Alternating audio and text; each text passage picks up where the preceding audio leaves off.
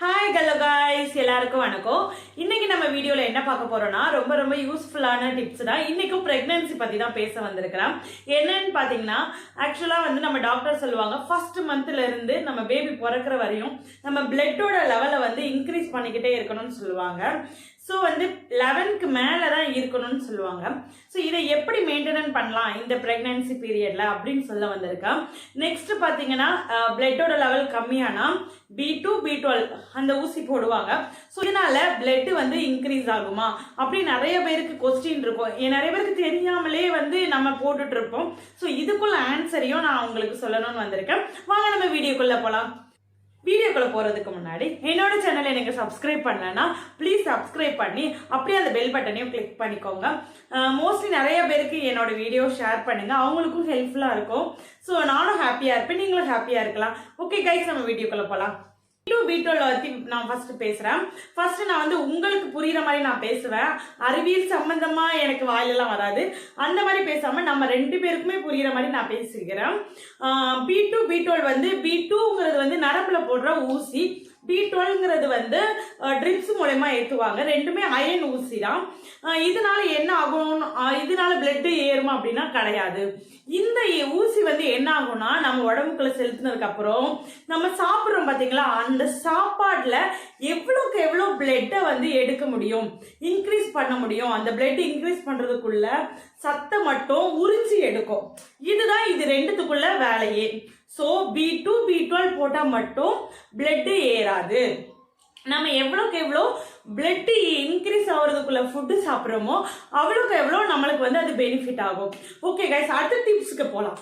இந்த ரெண்டு ஊசியுமே போடாம நம்ம சாப்பிட்ற சாப்பாடுலயே வேற லெவல்ல 7 டேஸ்லயே இன்க்ரீஸ் பண்ணலாம்.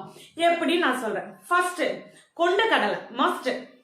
இந்த கொண்டக்கடலையை நீங்க என்ன பண்ணணும்னு பாத்தீங்கன்னா, நைட்டு ஊற வச்சுட்டு அதுக்கு அடுத்த நாள் காலையில சாப்பிடலாம். சில பேருக்குலாம் பாத்தீங்கன்னா 9 மந்த் வரையுமே வாமிட்டிங் இருக்கும். அவங்களாம் என்ன பண்ணுங்க, சாப்பாடுல போட்டு அதை சாப்பிடலாம். அதனால வாமிட்டிங் வராது. ரொம்ப யூஸ்ஃபுல்லா இருக்கும். நான் என்னோட பசங்க 2 பேருக்குமே சாப்பிட்டுருக்கேன். ஸோ நீங்க ஃபர்ஸ்ட் கொண்டக்கடலை ஊற வச்சு சாப்பிடுங்க. வெள்ளை கொண்டக்கடலை இல்லாட்டி பிளாக் கலர், உங்களுக்கு என்ன கிடைக்குதோ அதை வச்சு சாப்பிடுங்க. செகண்ட் பாத்தீங்கன்னா, கடலை மிட்டாய். கடலை மிட்டாய் என்னடா சொல்ற அப்படின்னு நினைப்பீங்க.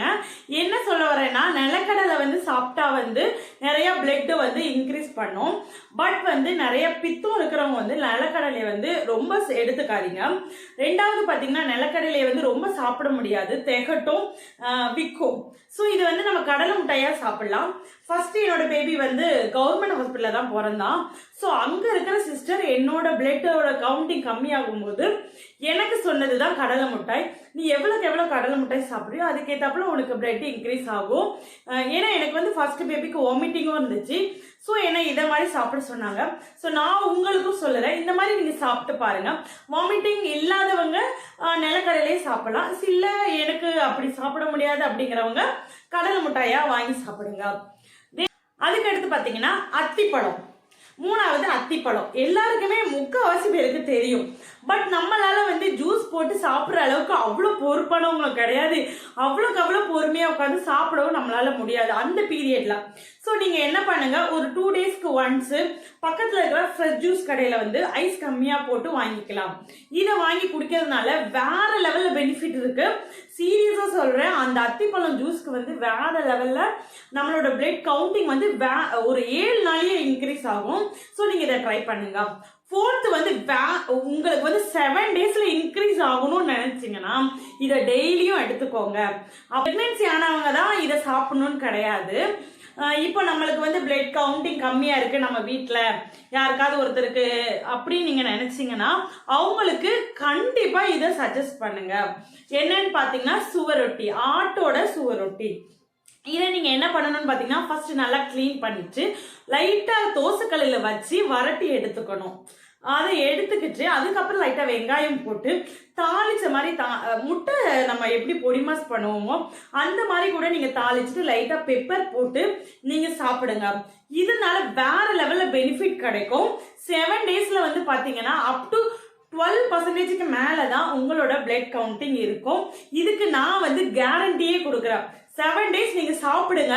அப்படி பிளட் இன்க்ரீஸ் ஆகலைன்னா நீங்க எனக்கு கமெண்ட் பண்ணுங்க, பாத்துக்கலாம்.